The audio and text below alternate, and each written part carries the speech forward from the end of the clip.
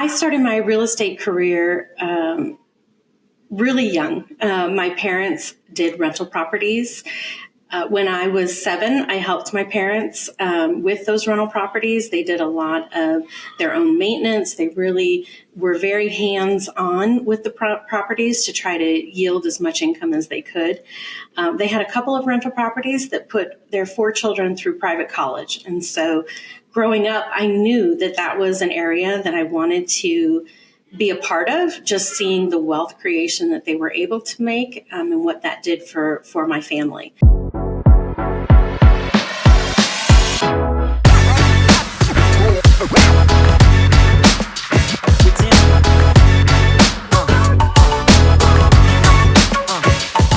Welcome to the Moonlight Real Estate Side Hustle and Syndication Show. I am your host, Eric Lindsay. Here at Moonlight, we choose to focus on achieving financial security through real estate. And today we are here with Angela Healy. Angela is a visionary CEO with 30 years of experience in real estate investing, property management, and business development. As co-owner of Avenue West Managed Corporate Housing and Avenue West Global, she has transformed the company into a national leader with managed properties in over 500 cities in 18 locations. Without further ado, welcome to the show, Angela. Thank you so much, Eric, for having me. Well, it's definitely our privilege to have you on. It sounds like you've got quite the extensive background within business and also real estate. And so we're excited to have you on and just chatting offline. It sounds like you guys are really doing a lot of property management for midterm rentals. And so that's a space that's somewhat newer to the industry. It's not been a whole lot of talk around that outside of short-term rentals. And since regulations have been kind of coming down the pike, there's been a lot of people pivoting towards midterm rentals. And so you guys are pretty well versed. I'm really interested to learn a little bit more about that from you guys. But before we get into those type of details, if you could share just a little bit more about yourself and also how you got started in real estate, that'd be great. I started my real estate career really young. My parents did rental properties. When I was 7, I helped my parents with those rental properties. They did a lot of their own maintenance. They really were very hands-on with the properties to try to yield as much income as they could. They had a couple of rental properties that put their 4 children through private college. And so growing up, I knew that that was an area that I wanted to be a part of, just seeing the wealth creation that they were able to make and what that did for my family. So when I graduated from college, I moved out to San Francisco and was able to purchase my very first condo and was very excited about that. I had used all the money I had saved as a kid growing up through school jobs and babysitting and everything else you can think of as my down payment. And I quickly learned that while it was nice owning a property, I was house poor. And I stumbled onto midterm housing because of my need to figure out how to get unhouse poor. And a friend of mine suggested that I take my property that I had lived in for about 6 months and turn it into a fully furnished rental. And this was long before Airbnb. And so furnished rentals were definitely a new concept. And I rented it to a corporation who then, paid me monthly for the property that was fully furnished. And I provided all the utilities. I did everything for them. So all they needed to do was pay the rent number each month. They didn't have any other expenses. And that was really successful. I was in commercial lending back then. I was a commercial lender for about 10 years and decided in 2004 that commercial lending was really going in a different direction and I should follow my heart and go into real estate full time. And moved to Denver in 2004 and joined Avenue West Corporate Housing. They were about a 5-year-old company and helped them grow to where we are today.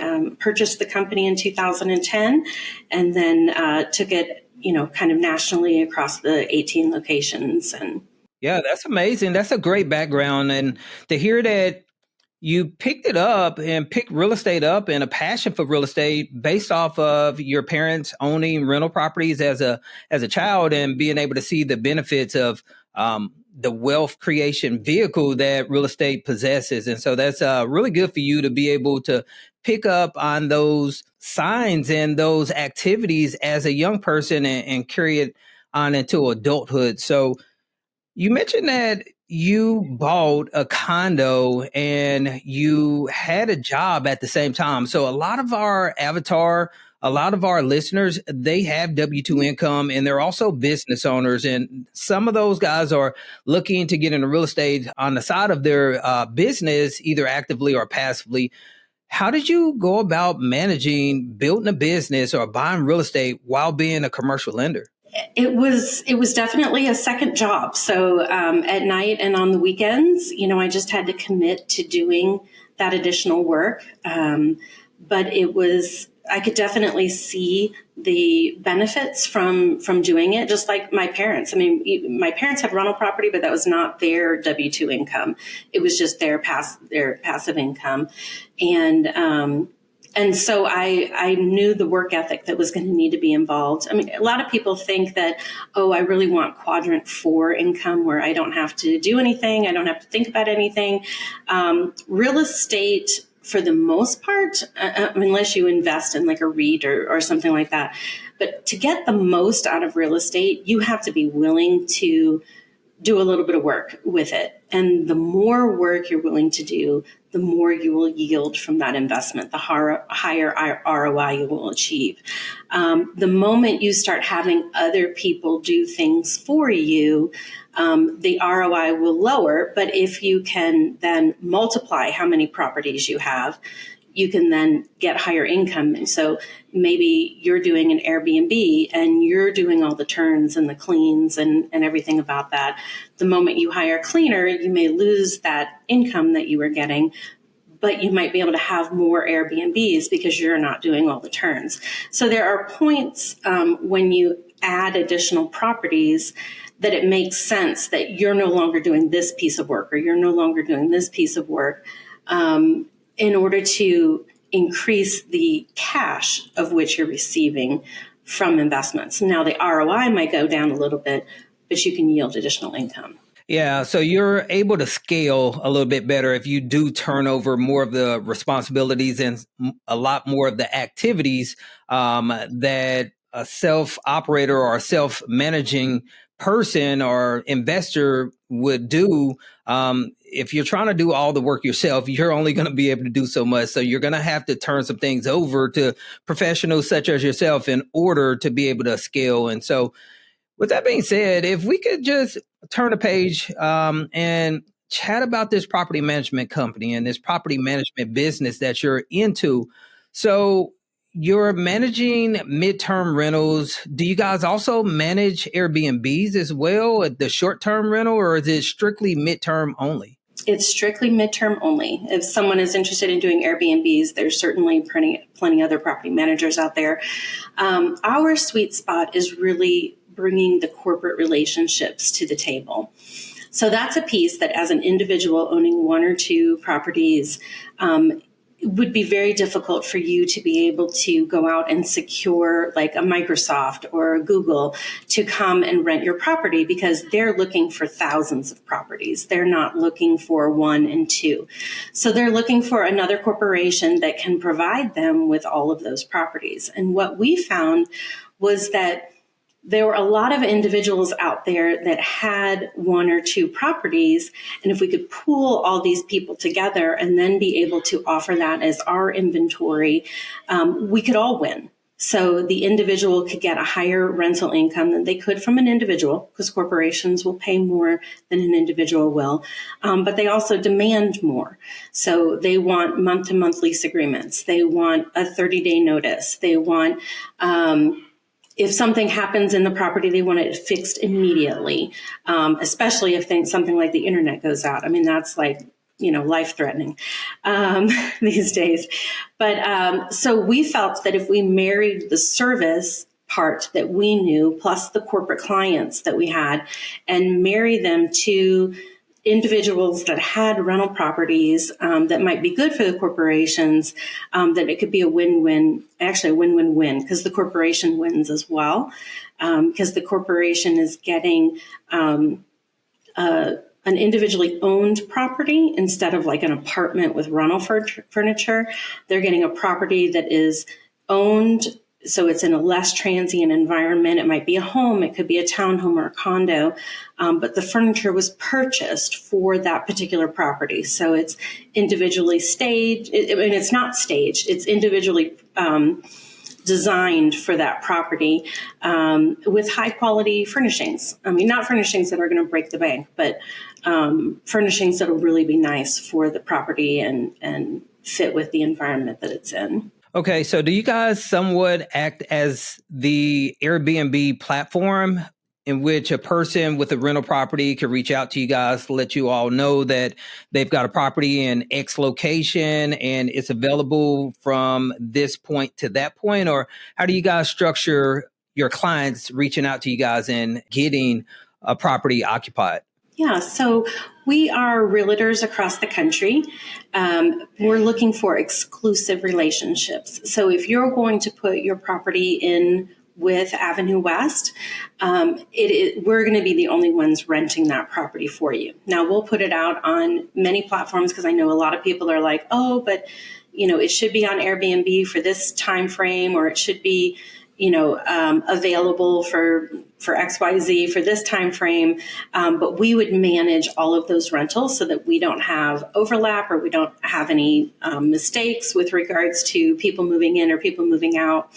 And then we can also know. So if we put a corporate client in and maybe they're doing a month-to-month lease, but the person could very well be there for a year, you don't want to accidentally have a weekend booking over the festival that happens to be in your area that would kick them out, and then you're going to be empty after the fact. So we take into consideration the bigger picture, and so we need to manage that full process.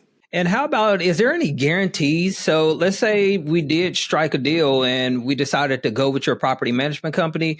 Is there any guarantees out of 12 months within a year that will be filled or will be full for 10 out of 12 months? Or what does that look like for you guys? Yeah, so there's no guarantee, but we do an extensive, thorough process on the property to make sure it's something that we feel we can rent. And we also do a revenue sharing program. So we're not getting paid when it's vacant. We're only getting paid when it's occupied. So from our work and everything that we're doing, we need to make sure we can rent that at least 80% of the time for the year. And so if we don't feel like it's a property that we can rent for that time frame, then we wouldn't accept it into the program.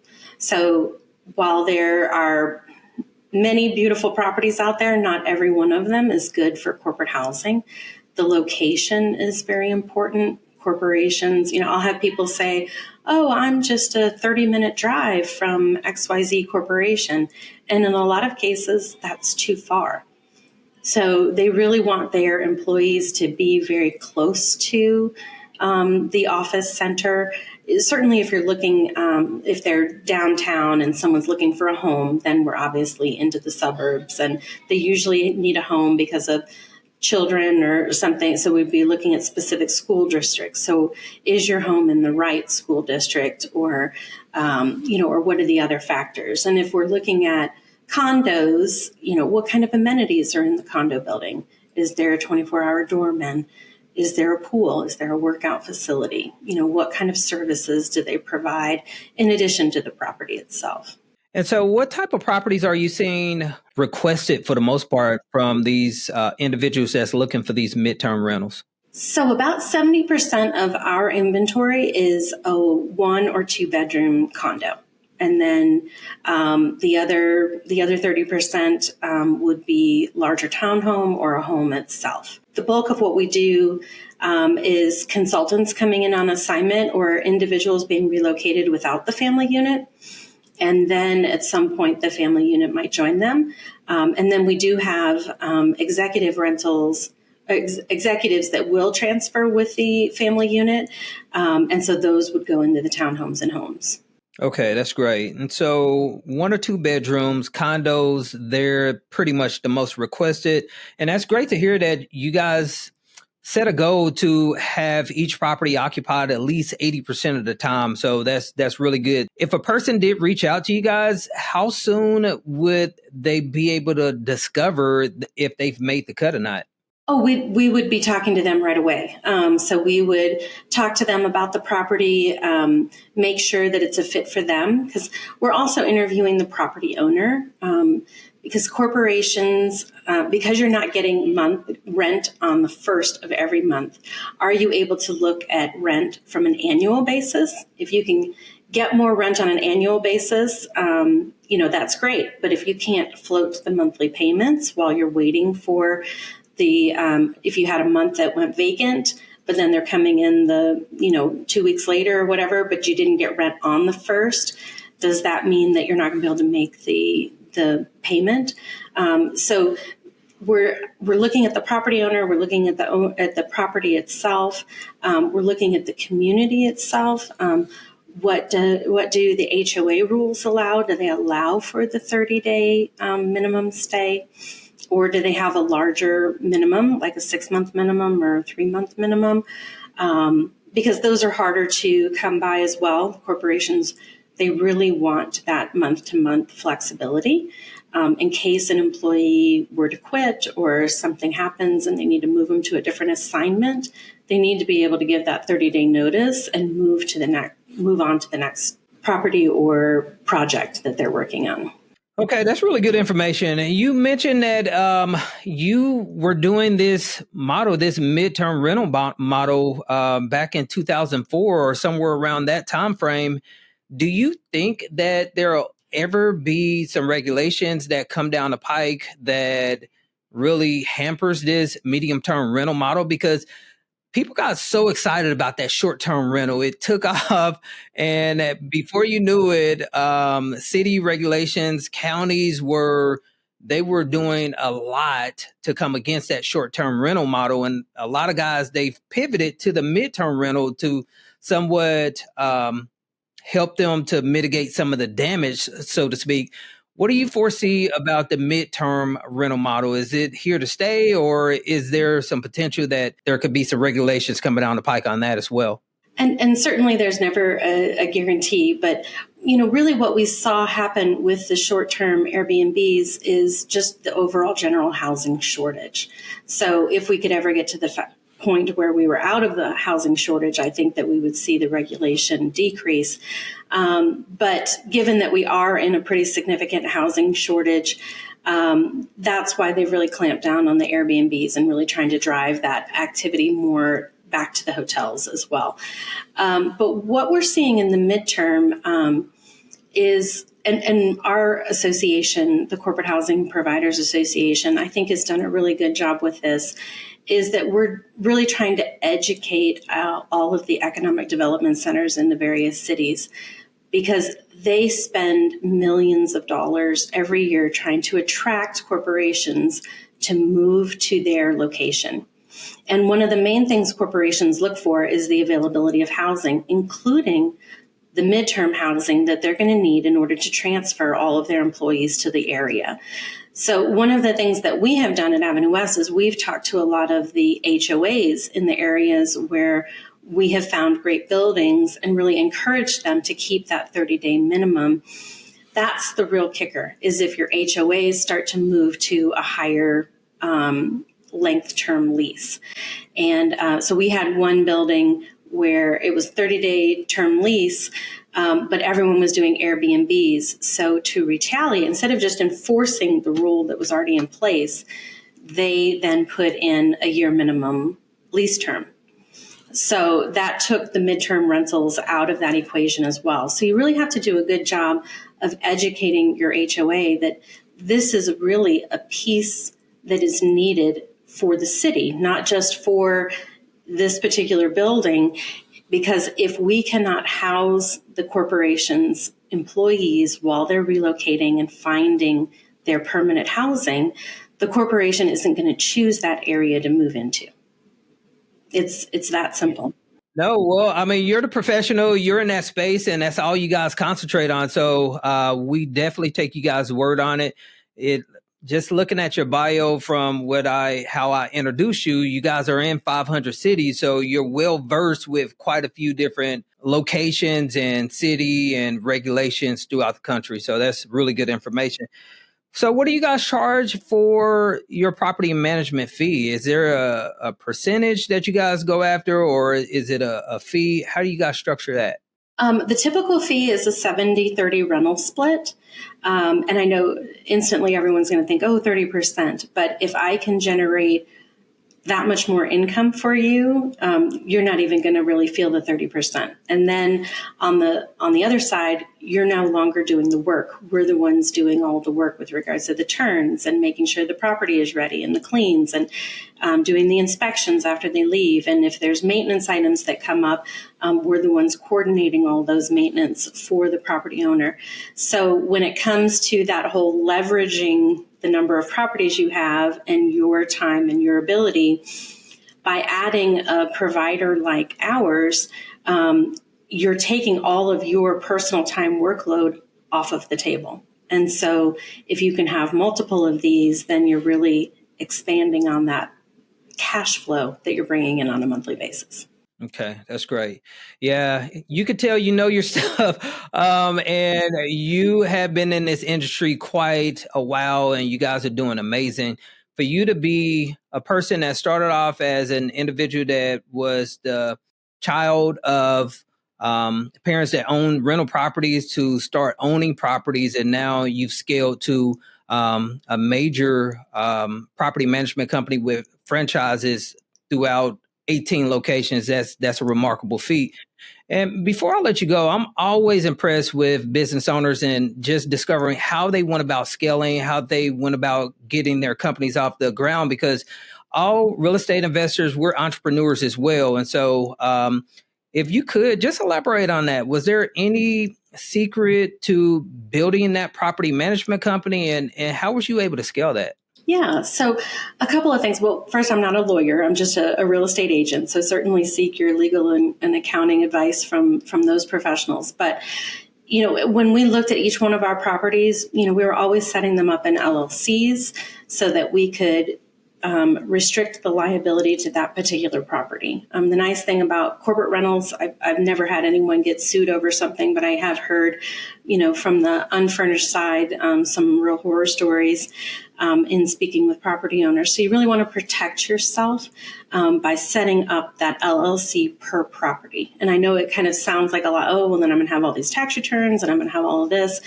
But typically your accountant would look at you as a whole. And yes, they might have an additional $100 fee for adding this LLC, this LLC. It all ends up rolling up into the one tax return. So it's really worth the extra investment of having those companies set up right. And then, from a business perspective, we initially looked at expanding through franchising. And so there's a whole story in and of itself. To become a franchisor is pretty complicated. It's almost as complicated as becoming a publicly traded company. So if you're interested in franchising your concept, definitely seek legal advice there. But once you get through that and you're selling franchises in different territories, then it was really setting up each franchisee for success. Is the company set up correctly? What is this franchisee's strengths? Are your strengths in selling? Are your strengths in the real estate? Is your strengths in the accounting side or the business side? Figuring out what your strengths are so that then we could help with the other pieces, how to teach them, okay, well, this is what your balance sheet looks like, and this is how we're going to track your income and expenses, and this is how we're going to set up the trust accounts. And, so really diving in deep into each franchisee's strengths and providing the services where there were weaknesses or deficiencies with what they were doing.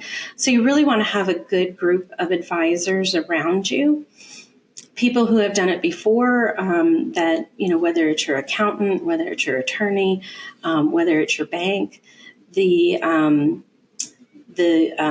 Chamber of Commerce, they always have good, great classes where you can go in and learn kind of business 101 and what's the right way to set this up and how should I be looking at this. But you do want to have it set up. The whole advent of the LLC has been great for small business owners to help shield some of your own wealth that you've already developed without it becoming at risk for something that you might do from the business perspective. So definitely take a look at that. Yeah, well, that's phenomenal that you were able to scale things up and started off with rental properties of your own and then building out a property management company, venturing into the franchisee model. And with, sometimes entrepreneurs, we can get the shiny object syndrome and get into all kind of different things. But that's really good information, though, to be able to peek on the inside and see from your perspective the challenges that you met within that. But hey, Angela, we appreciate you being candid and sharing that experience with us. And we also want to thank you for coming on to the show. You've been a wealth of knowledge, providing us with insight into the medium-term rental space and the opportunities that's there for corporate employees and a lot of corporations looking to leverage that form of real estate. And so if someone wanted to reach out to you and connect, what would be your preferred method? Sure. So you can certainly email me at angela@avenuewest.com, or you can find me on LinkedIn, Angela Healy, Avenue West. Or our website, avenuewest.com. So you can reach out to me any of those ways. Okay. Well, once again, Angela, thanks for coming on to the show. We'd love to have you back anytime. Thank you so much, Eric, for having me. I really appreciate the conversation.